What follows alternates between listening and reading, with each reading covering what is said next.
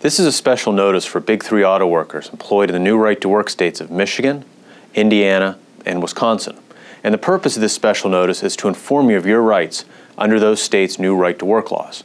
Now, as you may be aware, between 2011 and early 2015, Indiana, Michigan, and Wisconsin each passed what's called a right-to-work law. And what a right-to-work law does is simple.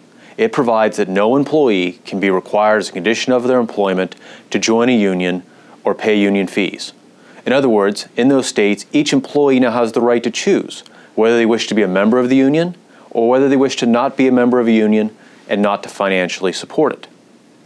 Now, this law, however, has not become effective for auto workers yet because Indiana, Michigan's, Wisconsin's right-to-work laws did not apply to contracts currently in effect. And the UAW's contracts with the Big Three, which of course refers to Ford, Chrysler, and General Motors, were effective between 2011 and September of 2015. However, when those contracts expire in mid-September of 2015, you, if you are employed by one of those three companies, will have the right to exercise your rights under the right-to-work law. And again, what this means is, for the first time in those states, you will have the right to choose whether or not you wish to be a member of the UAW or whether or not you wish to not be a member of the UAW and no longer wish to pay dues to that union. Now the question is, how do you decide whether to exercise those rights?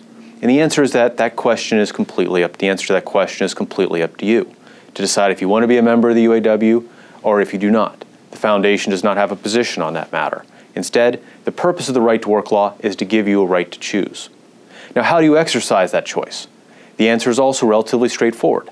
You simply send a letter to both the union and the company informing them that you no longer wish to be a member of the UAW and that you no longer wish to have any dues or fees deducted for the union. And the union and company should thereafter honor that request.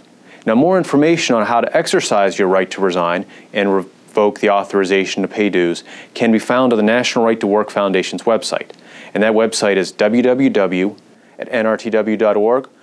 And also on that site can be found sample letters that you can use to inform the UAW and your employer of your decision to exercise your right to work.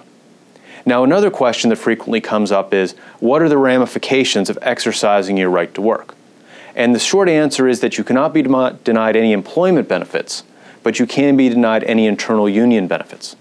So if you choose to become a non-member and exercise your right to work, you cannot be discriminated against under the contract. You will be entitled to the same wages, benefits, and terms of employment as any other employee at Ford, General Motors, or Chrysler. And it will be illegal for either the company or union to discriminate against you because of your choice to exercise your right to work.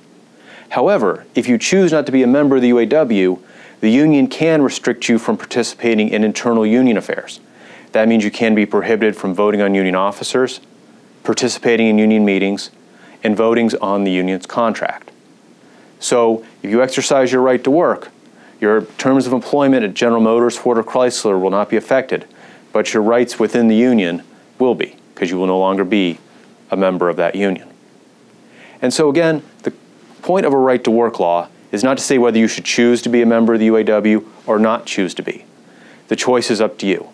And for those of you who decide that you want more information about your options under the right to work law or have any concerns about the union's attempts to honor your request to exercise your right to work, it's recommended again that you go to the website of the Right to Work Foundation at nrtw.org or that you call or otherwise email the Foundation for more assistance with exercising your new legal rights in Indiana, Michigan, and Wisconsin. Thank you.